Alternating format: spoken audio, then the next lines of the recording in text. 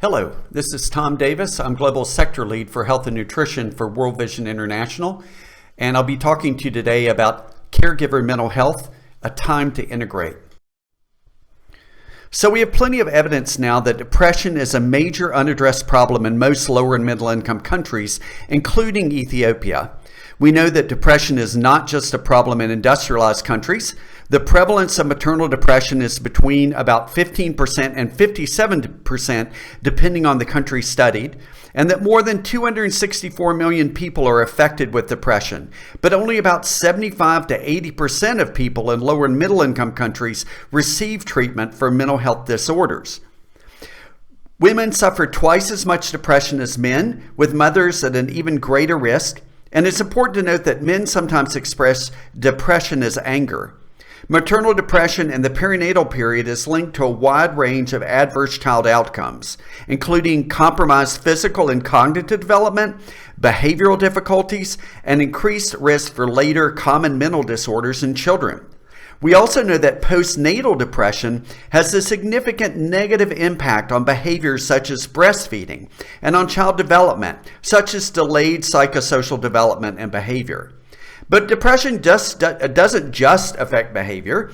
We now know that infants and mothers with depressive symptoms have a higher odds of being stunted, and that the causal relationship between household food insecurity is bidirectional. That is, experiencing food insecurity makes it more likely that you'll become depressed, but independently, being depressed makes it more likely that you'll become food insecure.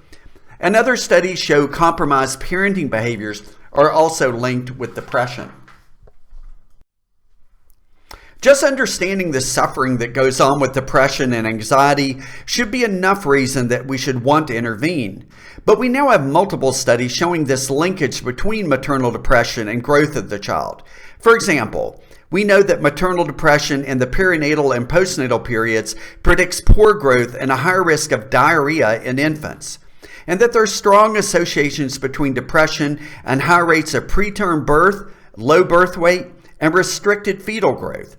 Children of depressed women also have lower completion rates of recommended immunization. Meanwhile, providing therapy at the community level for parents with depression can improve their children's cognitive development and increase mothers' and fathers' play activities with the child. There are numerous studies also linking maternal depression to child growth. Major depression in the postpartum period and current major depression are associated with malnutrition in the child. The most striking finding for me is from Pamela Serkan's meta-analysis in 2014, which found that elimination of maternal depression could result in a reduction in stunting of 23% to 29%. She concluded in that paper, our findings indicate that a reduction in the incidence of maternal depressive symptoms in developing countries would not only have a beneficial effect on mothers, but would also improve child growth substantially. And we can do something about this. A 2013 systematic review for perinatal depression interventions conducted by non-mental health specialists in LMICs showed feasibility and effectiveness of mental health interventions with a moderate effect size. Maternal depression is thought to affect children in their later years as well. This graph shows the stress hormone levels of adolescents whose mothers were depressed when the children were infants, as compared to stress levels of adults whose mothers were not depressed when they were young. And let's remember that mental health interventions are even more needed now during COVID-19. This graph shows the recent self-reported stress levels in two regions of Ethiopia, with about 35% of people in Amhara and over 85% of people in Oromia reporting the highest level of stress possible. Note that a World Vision Uganda project final evaluation found that there was also a reduction in risk-taking behavior and suicidal thoughts amongst people who had received treatment with interpersonal psychotherapy from groups. That decreased from a pre-assessment level of 26% down to 4.5% after treatment. This is very important during COVID-19, where we have seen suicidal ideation going up dramatically.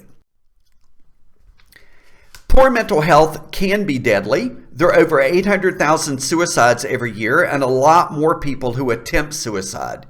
More than 3/4 of those suicides are in lower and middle income countries. And sadly, about 20% of children and adolescents globally have a mental health condition, and suicide is the second leading cause of death among people 15 to 29 years of age. A 2019 Lancet study found that 17% of almost 230,000 adolescents surveyed in 59 different lower and middle income countries claimed to have attempted suicide in the past 12 months. Youth in the Africa region had the highest prevalence of suicidal ideation, 20%, and also suicide planning at 23%. And girls had more suicidal ideation, planning, and attempts than boys. Youth in the Western Pacific region had the highest percentage of suicide attempts, and adolescents were the most at risk. This is a terrible problem and one that every parent should worry about at least a little. But suicides are preventable with timely, evidence-based, and usually low-cost interventions. Even if your main work is not around mental health probably affects a lot of the outcomes that are important to you. Over the years that I've worked in behavior change, my focus has moved from those specific reasons that people do not adopt new behaviors to more general barriers to change. For example, let's look at two different mothers that we would like to encourage to exclusively breastfeed. First, here's the first mother, Sophia, who is not exclusively breastfeeding and has some specific barriers to change, and she's not that uncommon. For example, maybe she believes her child will go hungry if she exclusively breastfeeds. She doesn't understand exactly how to do it, and she thinks it's against divine will, against God's will. This mother may just need help in working through her specific barriers and changing some of her beliefs around exclusive breastfeeding. But there's also the other type of mother who has more general barriers to change. This is Sonia. She is also not exclusively breastfeeding. Maybe she has heard of the benefits of exclusive breastfeeding, but she's in an abusive relationship and afraid to leave, and she's quite depressed.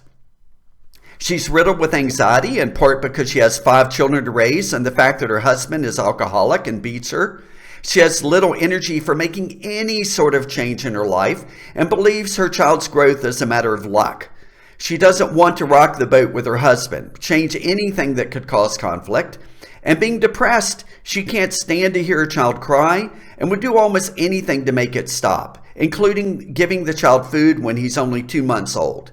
This mother needs a different approach, and we need to take into account her larger problem of being abused and depressed. This is one of the reasons that working to integrate mental health interventions into more of our sectoral work in World Vision. In a study that I was involved with in Uganda, led by Food for the Hungry, we saw that there was a better adoption of 4 of 12 important health, nutrition, and wash behaviors that we promoted among women who were treated for their depression using interpersonal psychotherapy for groups, or IPDG, in comparison to depressed women who did not receive treatment. After treatment, mothers were more likely to endorse giving the child iron-rich foods, washing hands with soap, including presence of a hand washing station in the home, proper disposal of child feces, and use of family planning. And the endorsement for these behaviors was 23 to 32 percentage points better relatively, or 7 to 13 percentage points better. These are preliminary results and have not yet been published. And the behavior endorsement of women who were no longer depressed after IPDG treatment, the green bars, was much higher than that of the women who were still depressed after treatment. Note, you can't see the red bars here since they were all 0%. That is, women who were still depressed even after being treated were not practicing any of these behaviors. Their children are at a very high risk and probably deserve a lot of extra monitoring. Fortunately, we can do something about caregiver mental health. A 2013 systematic review of 13 clinical trials of structured interventions for perinatal depression in lower and middle income countries showed feasibility and effectiveness with a medium to large effect size of about -0.38. The WHO concluded in 2013 from research conducted in China, Jamaica, Pakistan, South Africa, and Uganda that depression in mothers can be affordably treated in LMICs using a variety of interventions such as social support, group therapy, or home visits. And we now know that combining maternal and child health programs with support for positive parenting and psychosocial support for caregivers is likely to have long-term benefits on children's health and development and maternal mental health outcomes. So given the scope of this problem and the current availability of low-cost solutions, we need to do more to integrate mental health and psychosocial support into our programs. Thank you.